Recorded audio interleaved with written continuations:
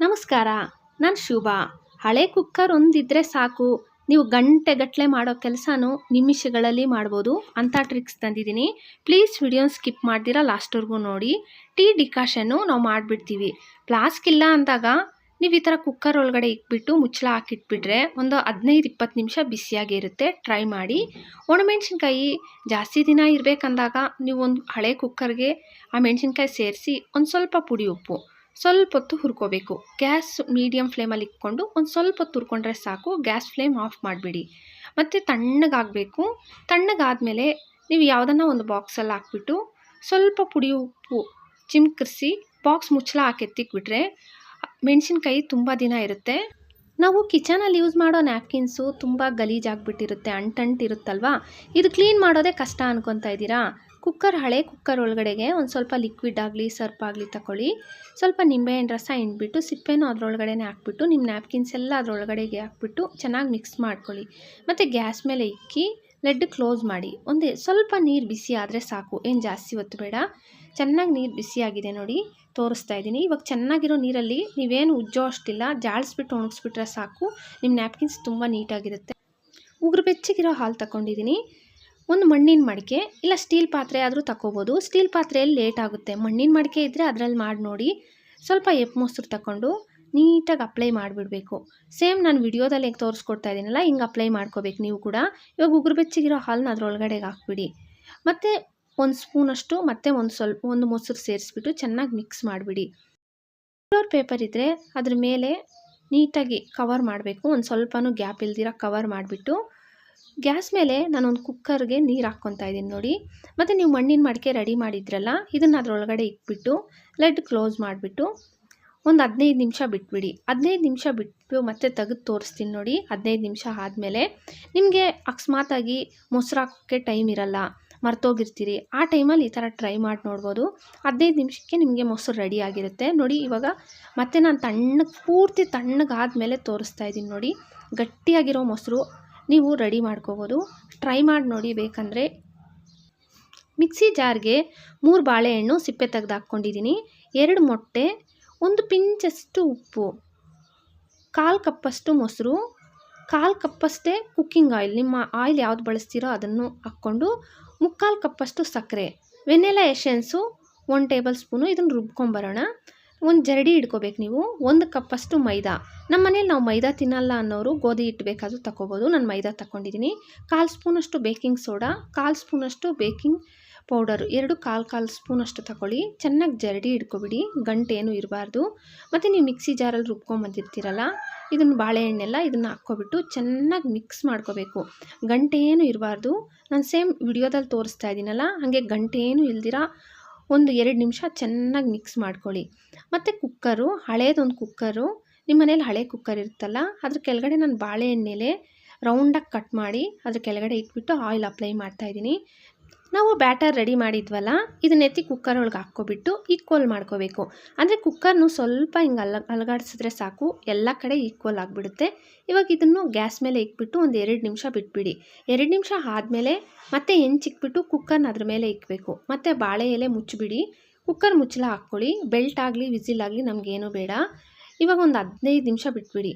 15 ನಿಮಿಷ ಆದಮೇಲೆ ಒಂದು ಕಡ್ಡಿನೋ ಏನಾದರೂ ಸ್ಪೂನ್ ತಗೊಂಡು ನೀವು ಈ ಥರ ಚುಚ್ಚಿಬಿಟ್ಟು ನೋಡಬೇಕು.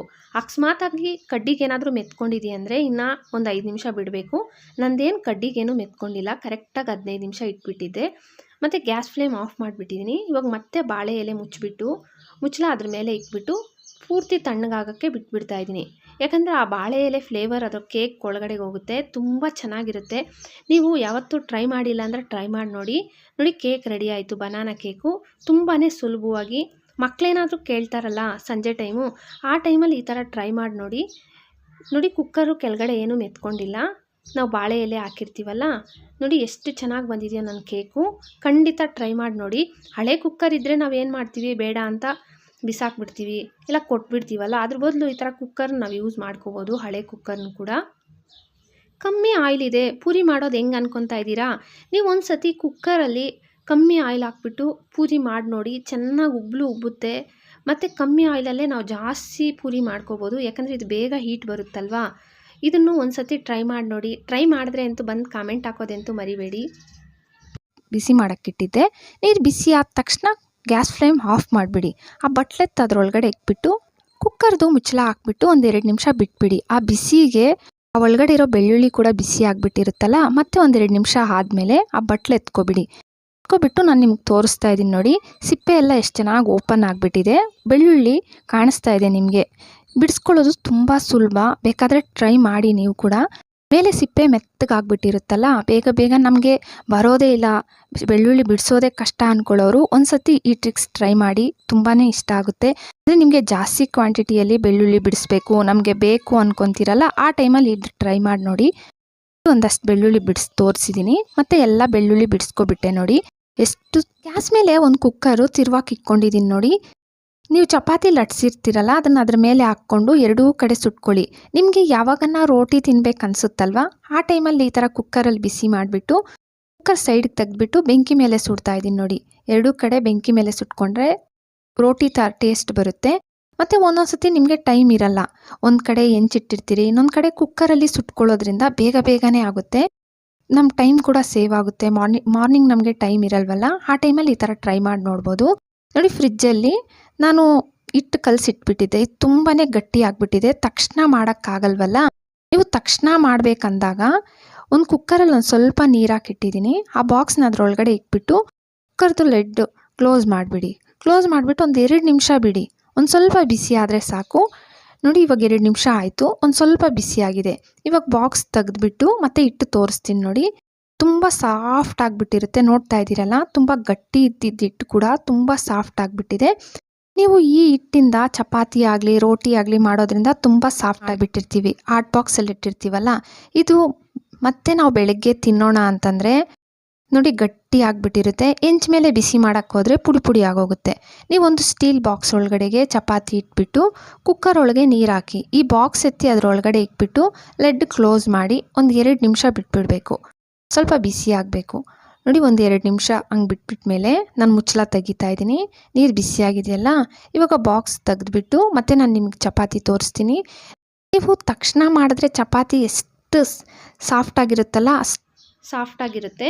ಹಸಿ ಕೊಬ್ಬರಿ ನೋಡಿ ನಾನು ಮಿಕ್ಸಿ ಜಾರ್ಗೆ ಹಾಕ್ಕೊಂಬಂದಿದ್ದೀನಿ. ಈ ಕೊಬ್ಬರಿ ತುರಿ ನಾವು ಫ್ರಿಜ್ ಇದ್ದರೆ ಫ್ರಿಜ್ಜಲ್ಲಿ ಸ್ಟೋರ್ ಮಾಡ್ಕೋಬೋದು. ನಮ್ಮ ಮನೇಲಿ ಫ್ರಿಜ್ಜೇ ಇಲ್ಲ ಅನ್ನೋರು ನೀವೊಂದು ಕುಕ್ಕರ್ಗೆ, ಅಂದರೆ ಕುಕ್ಕರೇ ಯಾಕೆ ತಗೋಬೇಕಂತಂದರೆ ದಪ್ಪ ತಳ ಇರೋ ಪಾತ್ರೆ ತಗೋಬೇಕು. ಇವಾಗ ನಾವು ದಪ್ಪ ತಳ ಇರೋದಂದರೆ ಕುಕ್ಕರ್ ಸ್ವಲ್ಪ ದಪ್ಪ ಇರುತ್ತಲ್ವ, ಹಿಡ್ಕೊಳ್ಳೋಕ್ಕೂ ನಮಗೆ ಗ್ರಿಪ್ ಇರುತ್ತೆ, ಅಂದರೆ ಹ್ಯಾಂಡ್ಲ್ ಇರುತ್ತೆ, ಹಿಡ್ಕೋಬೋದು. ಇದನ್ನು ಚೆನ್ನಾಗಿ ಹುರ್ಕೋಬೇಕು. ಕುಕ್ಕರಲ್ಲಿ ಕೊಬ್ಬರಿ ತುರಿನ ಚೆನ್ನಾಗಿ ಹುರ್ಕೊಬಿಟ್ರೆ ಡ್ರೈ ಆಗೋಗುತ್ತೆ. ನೋಡಿ, ಪೂರ್ತಿ ಡ್ರೈ ಆಗಿದೆ. ಇವಾಗ ಇದನ್ನೊಂದು ಬಾಕ್ಸಲ್ಲಿ ಹಾಕ್ಬಿಟ್ಟು ನೀವು ಸ್ಟೋರ್ ಮಾಡಿದ್ದೀರಂತಂದರೆ ಎಷ್ಟು ದಿನ ಬೇಕಾದರೂ ಇಡ್ಬೋದು. ಒಣಕೊಬ್ಬರಿ ಥರ ಯೂಸ್ ಮಾಡ್ಕೋಬೋದು. ನೋಡಿ, ಹಸಿ ಕೊಬ್ಬರಿ ನಾನಿವಾಗ ಒಣಕೊಬ್ಬರಿ ಮಾಡಿಬಿಟ್ಟು ಸ್ಟೋರ್ ಮಾಡ್ತಾಯಿದ್ದೀನಿ. ವಿಡಿಯೋ ಇಷ್ಟ ಆಗಿದೆ ಅಂದ್ಕೊತೀನಿ. ಪ್ಲೀಸ್ ವಿಡಿಯೋ ಇಷ್ಟ ಆಗ್ತಾಯಿದ್ರೆ ಲೈಕ್ ಕೊಡೋದು ಮರಿಬೇಡಿ. ಹಾಗೆ ಸಬ್ಸ್ಕ್ರೈಬ್ ಮಾಡಿಕೊಂಡು ನಿಮ್ಮ ಫ್ಯಾಮಿಲಿ ಫ್ರೆಂಡ್ಸ್ಗೆ ಶೇರ್ ಮಾಡಿ. Thank you friends.